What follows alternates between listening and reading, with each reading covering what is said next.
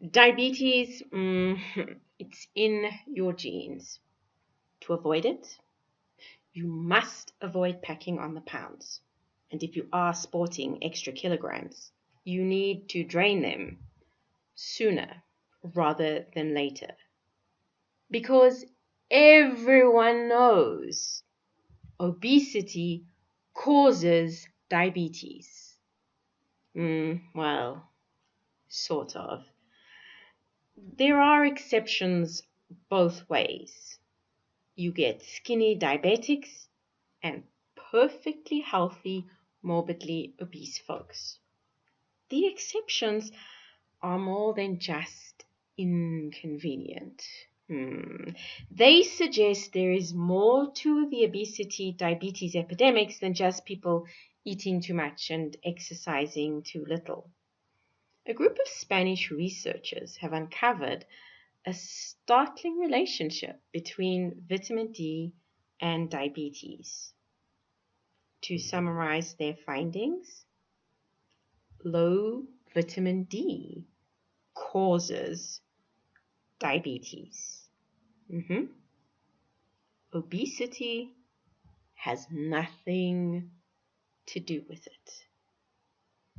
Now, if you're one of the millions of people who, to all intents and purposes, feels like you're destined to be a diabetic, this research is the kind of research that should get you sitting up and taking notice. The reason? Your vitamin D status is something you can control. It's definitely easier to fix than losing 20 kilograms. And you don't even have to resist any sweet temptations. Join us for this episode of Better Body Chemistry TV as we explore how our sun tanning habits, or lack of them, might be contributing to the diabetes epidemic. Better Body Chemistry TV is brought to you by Dr. Sandy, a scientist turned gremlin buster, helping you battle sugar gremlins, heifer lumps, and other health horribles through better body chemistry.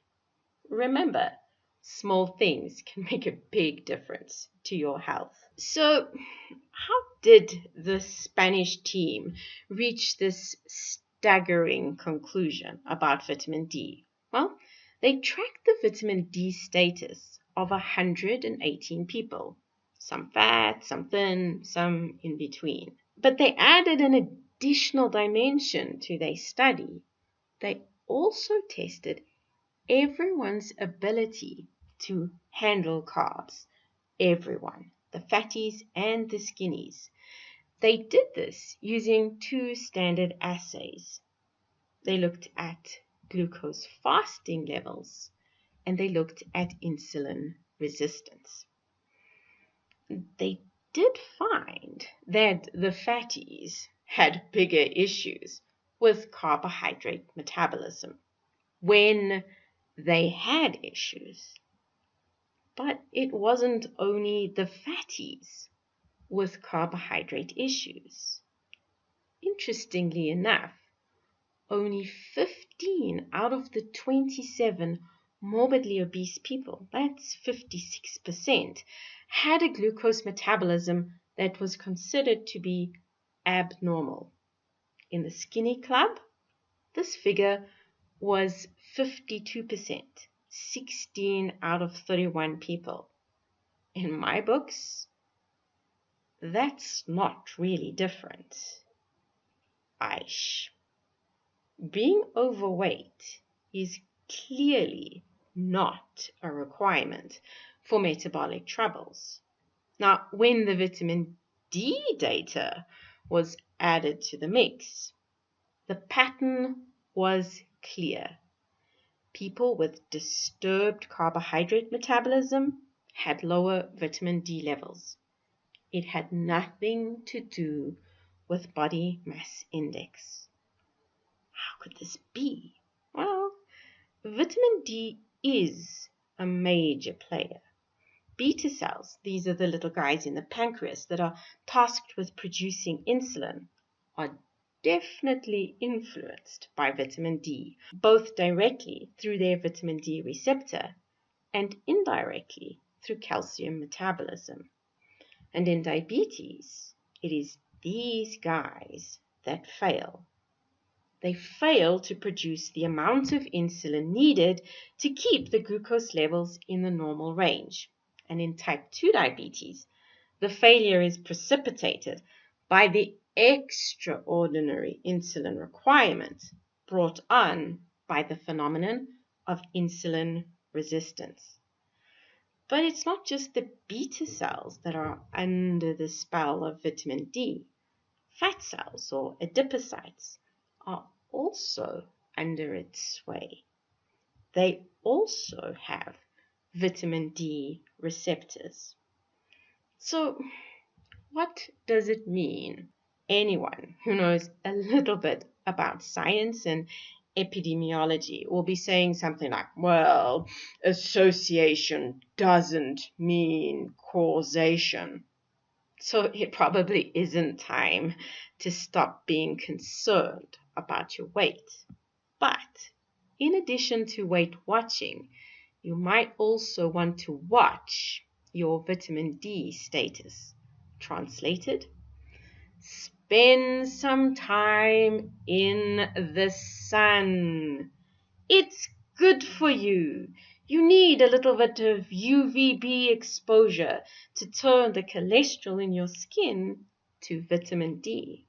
And as an added bonus, you'll charge up your nitric oxide battery.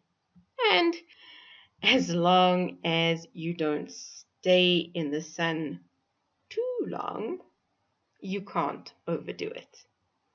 If spending a little time in the sun is not an option because of geography or work, then do what you can to keep your vitamin D levels within the normal ranges.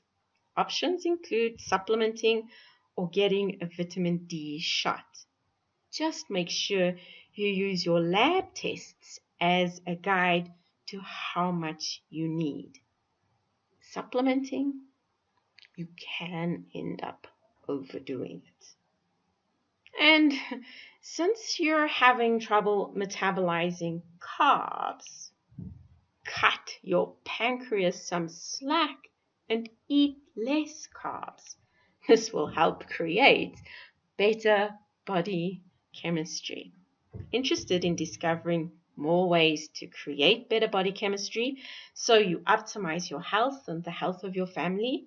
Be sure to visit our website, www.betterbodychemistry.com, browse our library, or enroll in one of our free e-courses. The advice is simple to follow and based on real science, not hype.